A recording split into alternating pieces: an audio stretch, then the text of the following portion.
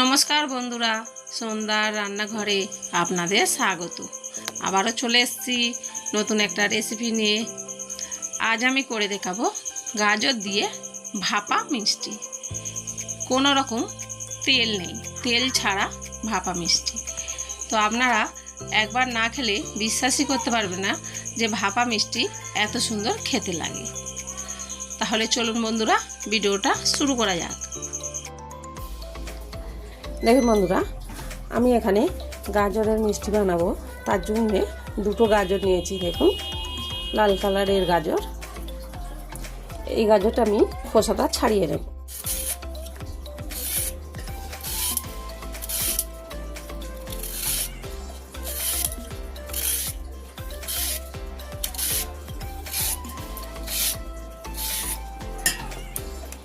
এই একই রকমভাবে এই গাজরটাও ছাড়িয়ে নিচ্ছি।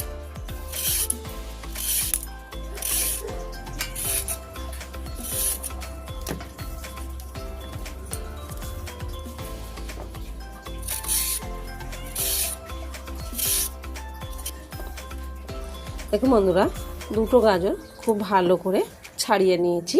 এবার আমি এখানে একটা বেলে নিয়েছি, এর মধ্যে আমি গাজরটা রেখে কেটে নেব। এরকম গোল গোল পিস পিস করে নেব। দেখুন বন্ধুরা, এইভাবে সব গাজরগুলো আমি কেটে নেব। দেখুন, সব গাজরগুলো কাটা হয়ে গেছে। দেখুন, এরকমভাবে পিস পিস করে নিয়েছি। এবার আমি এখানে একটা মিক্সির বাটি নিয়েছি। এবার এই মিক্সির বাটির মধ্যে গাজরগুলো দিয়ে দেবো। তবে বন্ধুরা, মিষ্টি বানানোর জন্যে এরকম কিন্তু লাল গাজর নিতে হবে, তাতে করে মিষ্টিটা খুব ভালো হয়। আর দেখুন বন্ধুরা, এখানে আমি এক বাটি দুধ নিয়েছি, তো আমি দুধটা দিয়ে দিচ্ছি।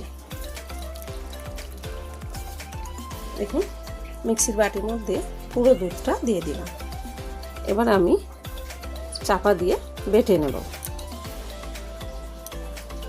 দেখুন বন্ধুরা, পেস্ট করা হয়ে গেছে। দেখুন, আর কত সুন্দর হয়েছে। দেখুন,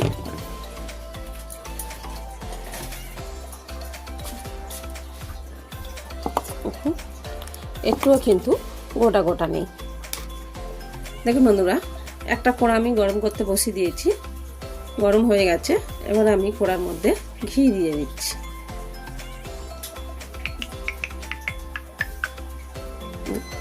দু চামচের মতন ঘি দিয়ে দিলাম।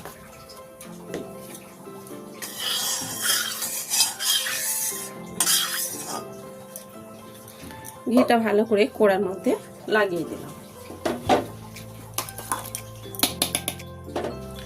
আর যে গাজরটা বেটে রেখেছিলাম, ওই গাজরটা আমি দিয়ে দিচ্ছি। গাজরটা আমি কড়ার মধ্যে দিয়ে দিলাম। এইবারে নাড়াচাড়া করে গাজরের যে রসটা আছে সেটা শুকনো করে নেব।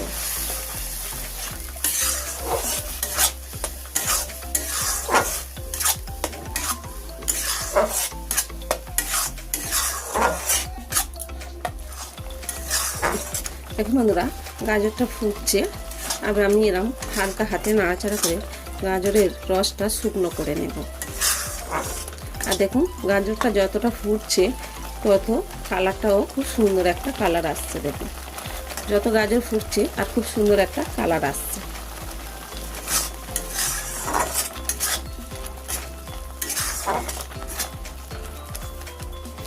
দেখুন বন্ধুরা, গাজরের রসটা পুরো শুকনো হয়ে গেছে। দেখুন, আর একটু রস নেই বা জল নেই।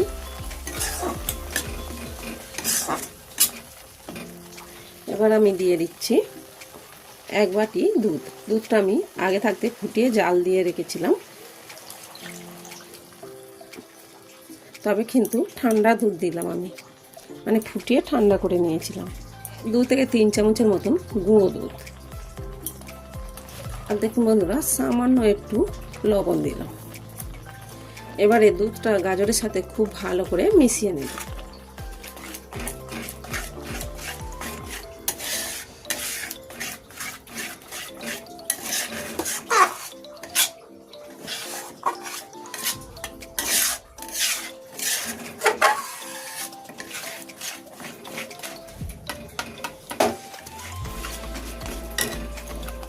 দেখুন বন্ধুরা, দুধটা ভালো করে গাজরের সাথে মিশিয়ে নিয়েছি আর ফুট ধরে গেছে। এবারে আমি এক বাটি সুজি নিয়েছি, সুজিটা দিয়ে দিচ্ছি।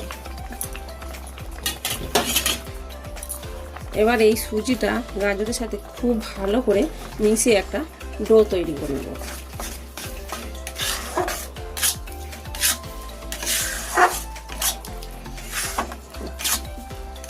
আর দেখুন বন্ধুরা, নাড়তে নাড়তে সুজিটা কিন্তু অনেকটা শুকনো হয়ে এসছে। এই পর্যায়ে আমি দিয়ে দিচ্ছি 2 চামচ চিনি। আবারও খুব ভালো করে নাড়াচাড়া করে চিনিটা সুজির সাথে নেড়ে নেব।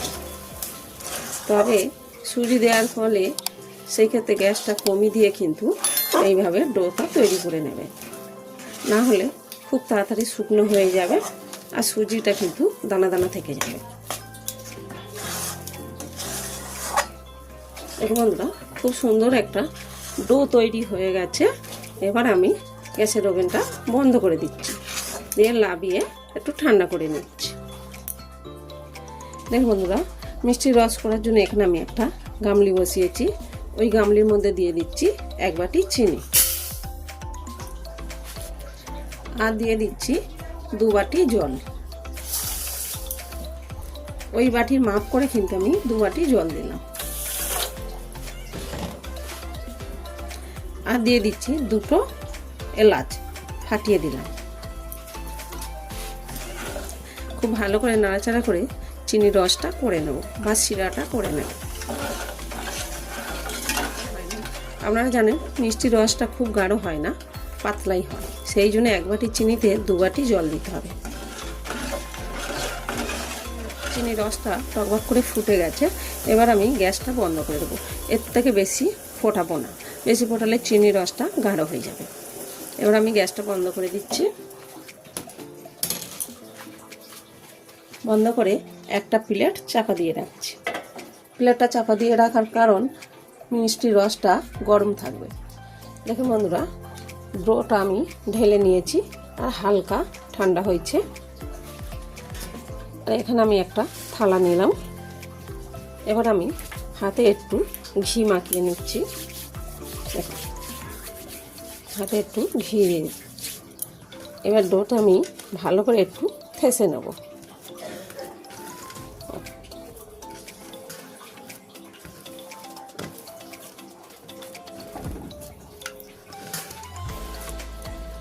পুরো ঠান্ডা হয়নি, গরম আছে।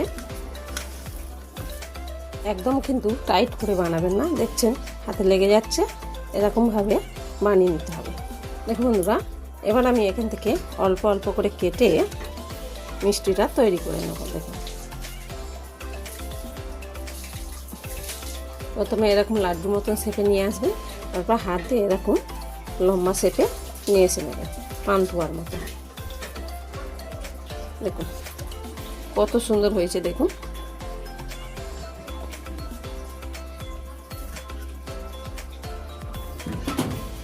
আবারও একটা আপনাদের করে দেখাচ্ছি। দেখুন, এইভাবে লাড্ডুর মতো শেপে তৈরি করে নেবেন।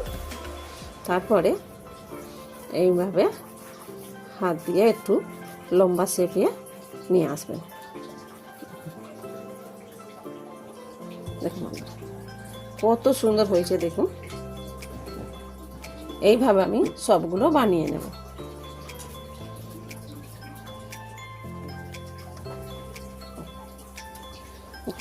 সব মিষ্টিগুলো বানানো হয়ে গেছে। তো 2টো গাজর দিয়ে দেখুন এতগুলো মিষ্টি হয়েছে। এবার আমি সাইড করে রেখে দিচ্ছি। আর দেখুন বন্ধুরা, এখানে আমি একটা ফুটো ফুটো থালা নিয়েছি। এই থালার মধ্যে আমি কিছুটা সাদা তেল মাখিয়ে নিচ্ছি।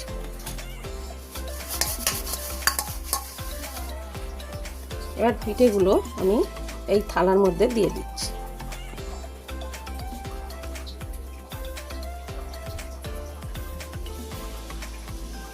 সব মিষ্টিগুলো আমি সাজিয়ে নিয়েছি। এখানে কড়ার মধ্যে আমি কিছুটা জল বসিয়ে দিয়েছি, জলটাও ধোঁয়া উড়েছে। দেখুন, এখানে আমি একটা স্ট্যান্ড বসিয়ে দিয়েছি। এবারে ওই স্ট্যান্ডের মধ্যে যে মিষ্টিগুলো রেখেছিলাম ওই মিষ্টিগুলো বসিয়ে দেবো। এবার আমি ওপর থেকে একটা থালা চাপা দিয়ে দিচ্ছি।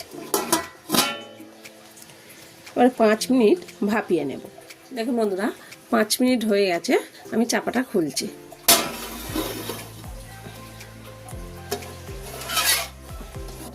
গ্যাসটা বন্ধ করে দিলাম। আর দেখুন কত সুন্দর হয়েছে। দেখুন আগের থেকে কিন্তু মিষ্টিগুলো একটু বড় বড় হয়ে গেছে। দেখুন আগের থেকে মিষ্টি বড় বড় হয়ে গেছে। আর দেখুন একদম হয়ে গেছে। দেখুন এবারে মিষ্টিগুলো আমি লাবিয়ে নিচ্ছি। দেখুন বন্ধুরা সব মিষ্টিগুলো লাবিয়ে নিয়েছি। এবার আমি একটা একটা করে রসের মধ্যে দিয়ে দিচ্ছি। দেখুন একে একে সব মিষ্টিগুলো রসের মধ্যে দিয়ে দিচ্ছি। তবে রসটা কিন্তু পুরো ঠান্ডা হয়নি, হালকা গরম ছিল। এখন হালকা একটু নেড়ে দিচ্ছি। এইভাবে চাপা দিয়ে আধ ঘন্টা রেখে দেব। দেখুন বন্ধুরা আধ ঘন্টা হয়ে গেছে, চাপাটা খুলছি। আপনারা দেখে বুঝতেই পারছেন রসটা কতটা টেনে নিয়েছে। আর দেখুন মিষ্টিটাও ফুলে গেছে। তো আমি একবার কেটে আপনাদের দেখাচ্ছি। দেখুন ভিতরে কিন্তু রস ঢুকে একদম দেখুন রসালো হয়ে গেছে। তো বন্ধুরা এই মিষ্টিটা খেতে দারুণ হয়েছে। আপনারা অবশ্যই বাড়িতে বানিয়ে খেয়ে দেখবেন। আর আমার ভিডিও কেমন লাগলো কমেন্টে জানাবেন।